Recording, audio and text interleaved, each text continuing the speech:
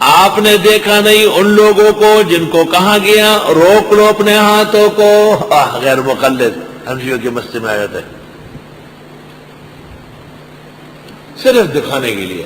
چہرے پہ داڑھی نہیں ہے، اور داڑھی کے سنت ہونا متفق ہے، اس میں شافعی حنفی کوئی قول نہیں، وہ نہیں مان رہا ہے. ٹانگیں کھول دے گا. پوچھو کتنا کھول رہا ہے، آپ کی تسلی کب ہوگی؟ اور ٹانگوں کے بیچ میں اس کی ایک لاٹھی رکھ لے. اصل بات یہ ہے کہ حدیث میں ہے کہ تم صفے جوڑ جوڑ کے بناؤ، شیطان کو جگہ نہ چھوڑو. یہ ہے شیطانی فرقہ. تو انہوں نے وہ خاص جو اپنا عضو ہے نا، شیطان کو کہا کہ آپ کی جگہ تو یہ ہے، یہ آپ کا اسٹیشن ہے، یہی سے آؤ. اور خاص قسم کا مقام جو ان کا ہے اس کو اس کے سیدھ میں کر لیے کہ آپ اپنے گھر آ جائے، اپنے گھر سے ہوتے ہوئے جائے. کینچی بنا دے کہ اتنی بڑی.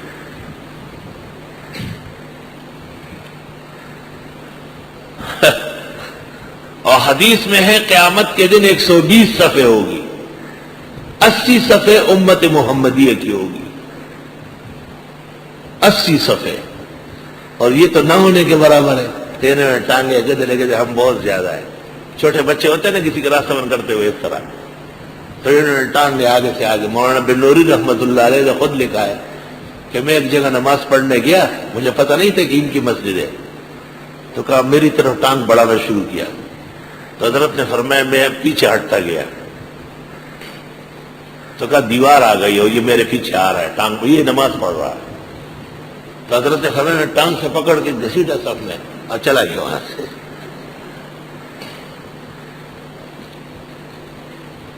توبہ.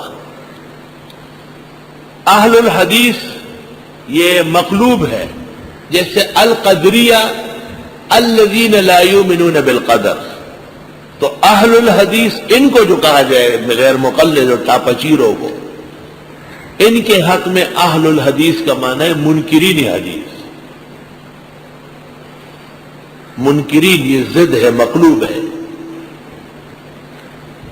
اور اکابر و اسلاف کے لیے جو اہل الحدیث تدریب جلد ثانی میں ہے، اہل الحدیث اے ائمۃ الحدیث ہے کا احمد ابن حنبل و یحییٰ ابن سعید القطان و علی ابن المدینی. اہل الحدیث ائمۃ الحدیث کے معنی میں.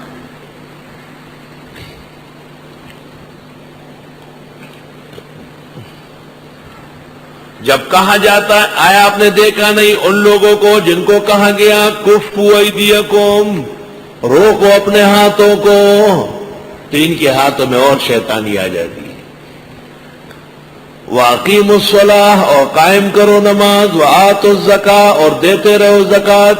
فَلَمَّا كُتِبَ عَلَيْهِمُ الْقِتَالُ جب فرض کیا گیا ان پر جہاد، اِذَا فَرِيقٌ مِّنْهُمْ ناگہاں ایک گروہ ان میں، یخشون الناس ڈرنے لگے لوگوں سے، کخشیت اللہ جیسے ڈرنا چاہیے اللہ سے، او اشد خشیہ یا اس سے بھی بڑھ کر ڈر.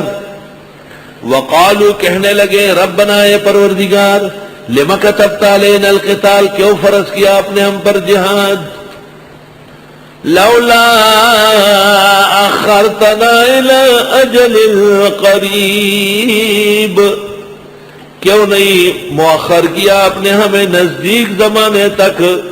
قل متاع الدنیا قلیلا فرماؤ دنیا کا ساز و سامان چند روز آئے، والآخرت خیر لمن اتقى اور آخرت بہت بہتر ہے ان لوگوں کے لیے جو ڈرتے. ولا تظلمون فتیلا اور ان کے ساتھ ظلم نہیں ہوگا تار برابر.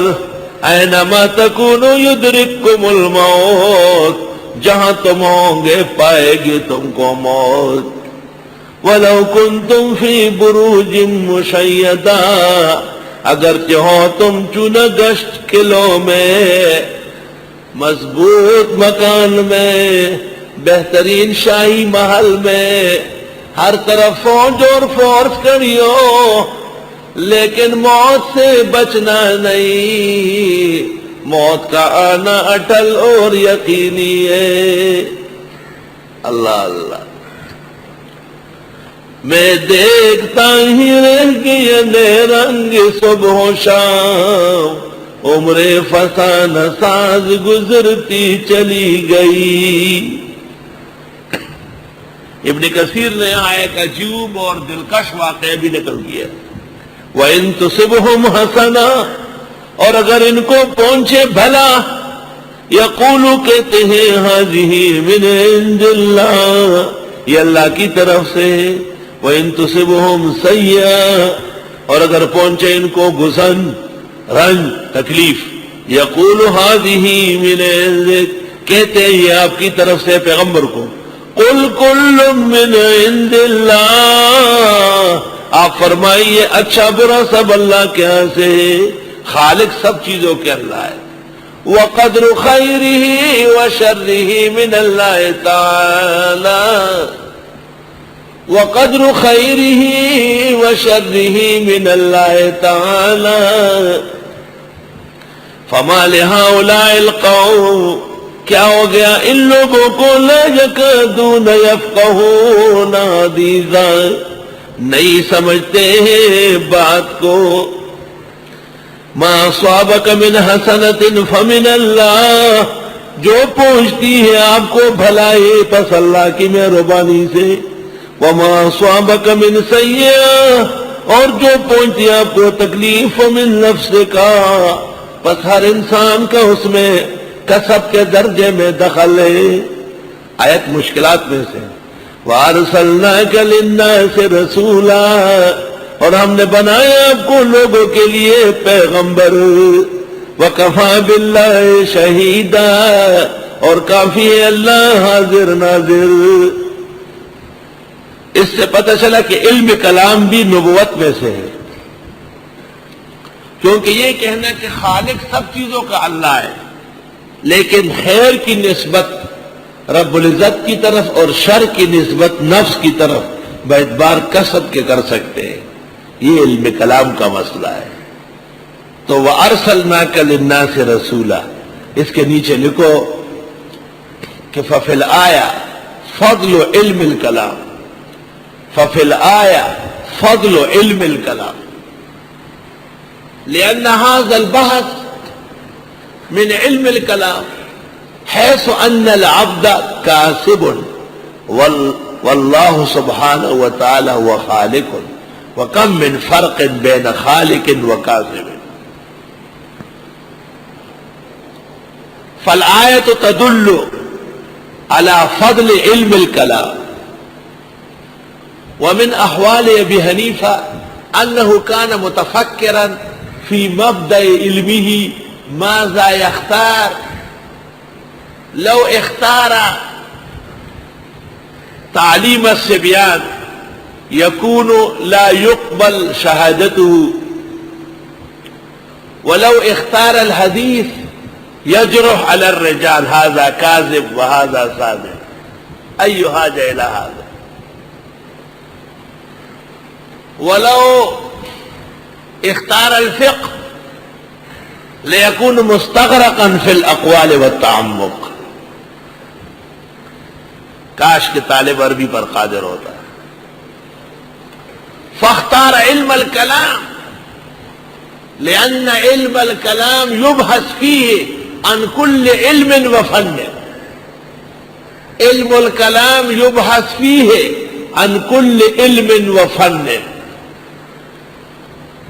أيها الطالب، إذا وفقك الله لغزارة العلم وطلب الشريف في هذا الميدان، فعليك أن تراجع إلى نهاية الأدب، إلى نهاية العرب في فنون الأدب، في 36 مجلد ضخم، 36 جلدوں میں نہایت العرب فی فنون الادب، شہاب الدین نویری کی، اس سے بڑی کتاب اس موضوع پر کائنات میں نہیں۔ مشکل ہے، بڑا فن اور علم ہے، محنت کرنی پڑے گی آپ کو۔ مشکل کتاب کا یہ طریقہ ہے 24 گھنٹے دیکھتے رہو، خود بخود قادر ہو جاؤ گے، خود بخود، بغیر استاذ کے قادر ہو جاؤ گے، سیدھی بات۔ پڑھے اس کو یاد۔